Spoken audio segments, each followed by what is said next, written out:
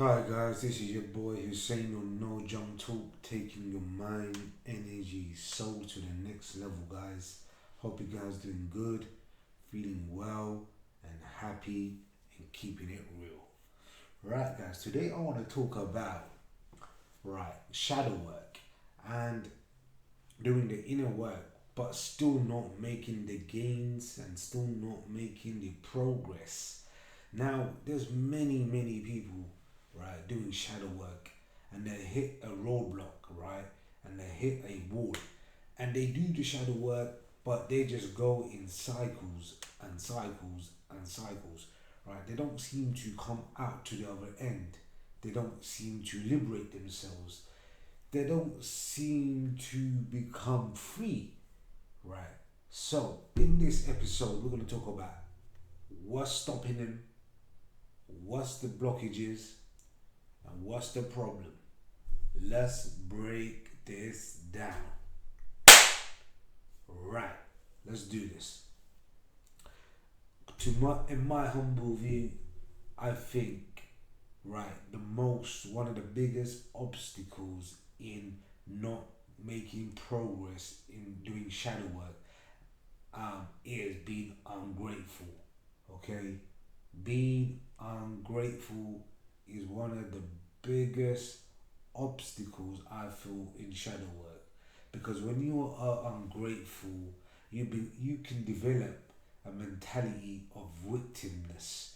Being a victim, the whole world is against me, and I'm doing this and I'm doing that, and shit ain't happening for me.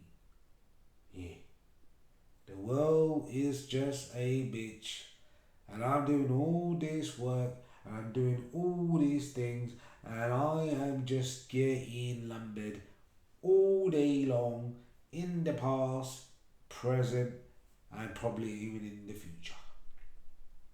So, right, now this mentality is a crazy mentality, and I'm not knocking people, you know, I'm not knocking people who have real issues and who have undergone some serious trauma, right?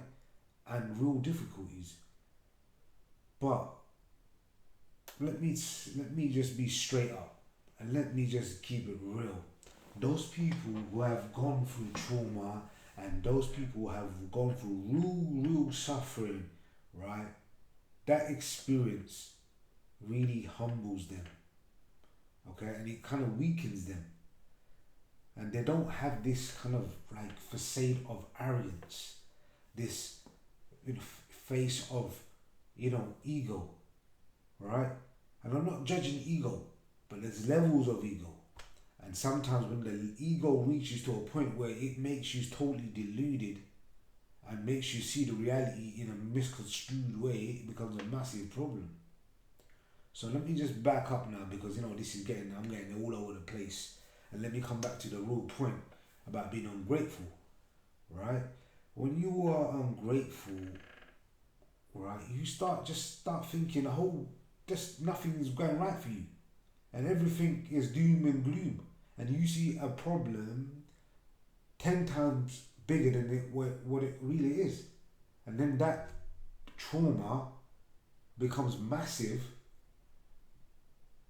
But if you look at the problem through the lens of gratefulness, you that same trauma, that same problem might be minimized, right? And then when you then do shadow work and really resolve this issue, you might get a resolution, because now you're looking at the problem properly, in a real sense, with the right energy, with the right vibration, and with honesty and integrity. Then shadow work will work. Then shadow work will have this magic, you know. And when you go inside the trauma and feel it and love it. But when you're just dealing with fake emotions, things that you've built up, things wrapped around ego, you're trapped. You're gonna be trapped, and it's difficult. It's very difficult to resolve this situation, right? And you might be thinking, but what do I have to be grateful about? Guys, man, trust me, there is so much to be grateful about. And it's an exercise that we should be doing, to be honest with you, on a daily basis. It's sometimes multiple times a day. Especially those of us who are always feeling in a state of victimness, of I'm a victim kind of state of mind all the time. And when you're ungrateful, you become a really, really bitter, nasty person. And it's a bad energy for you yourself and everybody around you. So you just need to start thinking about how to be grateful. And like I say, you know, doing the grateful exercise, being and meditating on the blessings that we have. Like, now I'm not trying to preach, but it's a fact. It's a reality that cannot be denied. We have so many blessings now. Whether you believe in a God or you don't believe in a God, or you believe in a divine force or a universe, whatever you want to believe in, right? You cannot deny that you are a human species with so much technicalities, with so much complexity, with so much amazing attributes, that you have the ability to think, you have the ability to see. Now we get impressed when you get an iPhone 11, an iPhone 12, a Samsung, and this phone, and that phone, and it's got this many cameras, and it's got this many zooms, and it's got this many, resolution. I don't even know the technical terms, but I promise you, your eye, your single lens that we have in our eye, it is more sophisticated than all the cameras put together. The way it automatically zooms in, out, it does resolution when you light, when you darkness, when you see something attractive, when you dislike something, when there's some sort of danger coming towards you, how we blink. So many mechanisms, so many intricate systems, so many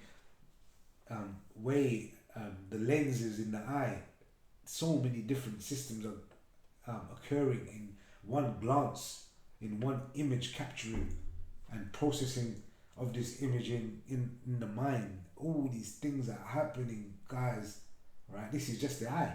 Then the heart is beating. Like if you buy a stethoscope, yeah, a stethoscope, and put it in your heart and just listen to it. I've got one and I do that sometimes, and I listen to my heartbeat, right, when I'm lying down, and it's just beating like a machine. And I'm thinking, damn, who's making this heartbeat, man? It's like it's automated and it's doing it every single hour, every single second, every single minute, every single day of the week, and a week of the month, and a month of the year, and it's automated. I ain't doing nothing. I'm not recharging the battery. I'm not doing nothing. So it's crazy. We eat a bit of protein. We eat a bit of meat, or if you're a vegan, then you're eating nuts and seeds, and then this nutrition becomes muscle and protein. I mean, who is doing all this transition, this amazing processes and systems in our body? Forget going here and there, looking, yeah. Then you can look around you, look at the sky, look at the sun, look at the solar system. There's so much perfection and so much harmony and so much patterns and systems that, to me, I can't see this as an accident. And to me, like, there's just too many blessings, mate. I tell you, we could have, God, or if you want to say it's chance, then it's chance. We could, because of all that, we could have been a piece of shit. We could have been a stone. We could have been, a little insect on the floor. People walk over us and tread on us. But nah, we're like this human species. We got all these skills. We got all this the capacity to think, dissect, analyze, heal, construct. It's crazy. So, like I say, there's 100 million reasons to be grateful. Yeah, and if you want to be ungrateful, then the ego will take you to places and stay fixated on things and keep you in that ungrateful state, right? So, guys, please think about this one, right? And start to heal just by changing your state into being grateful, right? And you know, when you start being ungrateful and you start just staying fixated on your problem, then you make this problem so big, and you make yourself like such a victim, and you sort of loathe and soothe yourself by being a victim, because when you're being a victim, this sort of gives you a sense of importance, right? It gives you a sense of, you know, a sense of attention. But in reality, in my humble view, I think this is just nothing but feeding your ego. It's nothing to do with shadow work. It's nothing to do with dealing with your emotions, because, you know, Till Swan says in a book, right, and in a completion process book, that the inner emotions, right, the real whispers in the heart and the feelings and the sensations is the true language of the heart. Is the true language of the heart is emotions. That's its language. Like we have languages in a physical form, English, um, Arabic, you know, Gaelic, so so many languages in the world. Like that's the physical languages, but the language of the heart is emotion. It's emotion. It's the sensations, right? And so when we start to feel these emotions properly, will we all really truly be able to access them when we are in a state of gratefulness? Okay, otherwise we'll just be living in egoistic kind of patterns, and you know, just feeding the ego and really not really accessing this true inner feeling, yeah, and voice.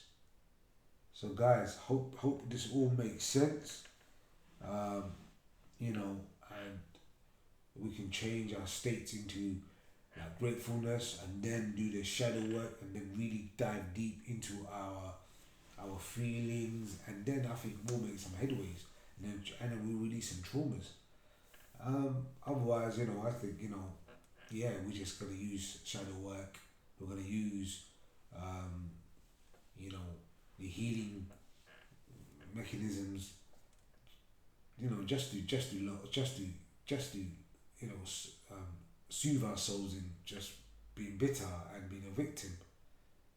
So yeah, man. I hope this makes sense. If you like what I'm saying, like and subscribe. If you don't like what I'm saying, still like and subscribe. Thank you. See you in the next one. Bye bye.